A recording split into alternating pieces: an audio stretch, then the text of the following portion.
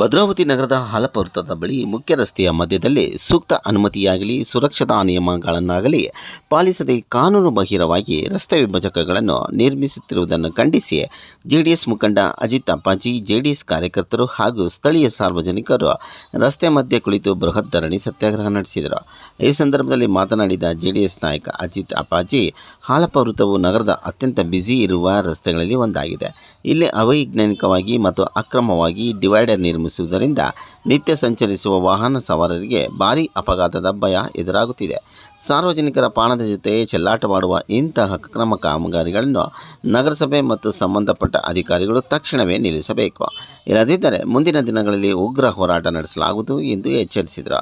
ಇನ್ನು ಪ್ರತಿಭಟನೆಯಲ್ಲಿ ಹಾಲಪ್ಪ ವೃತ್ತದ ಸುತ್ತಮುತ್ತಲಿನ ನೂರಾರು ಸಾರ್ವಜನಿಕರು, ವರ್ತಕರು ಹಾಗೂ ಜೆಡಿಎಸ್ ಪಕ್ಷದ ಪ್ರಮುಖ ಪದಾಧಿಕಾರಿಗಳು ಮತ್ತು ಬೆಂಬಲಿಗರು ಭಾಗವಹಿಸಿ ಆಡಳಿತದ ವಿರುದ್ಧ ಘೋಷಣೆಗಳನ್ನು ಕೂಗಿದರು. ನೋಡ್ರಿ, ನಾವು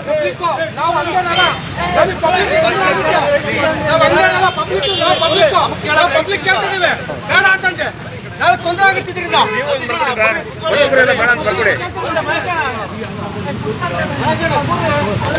ನಾವೇನು ಹಂಗಾರ ನಾವು ಪಬ್ಲಿಕ್ಕರು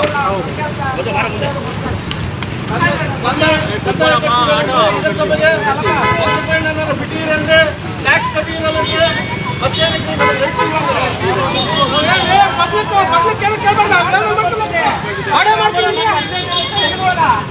ಮಾಡೇ ಮಾಡ್ತೀವಿ ಅಂತಂದ್ರೆ ರೋಡ್ ಹಾಕ್ಲಾ ಇದ್ರು ಮಾಡ್ಲಿ.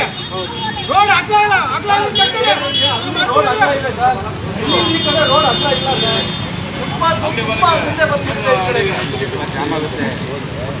ನಾವೊಂದು ಐಡಿಯಾ ಕೊಟ್ಟ ಸರ್, ಈಗ ರೋಡ್ ಮಾಡಕ್ಕೆ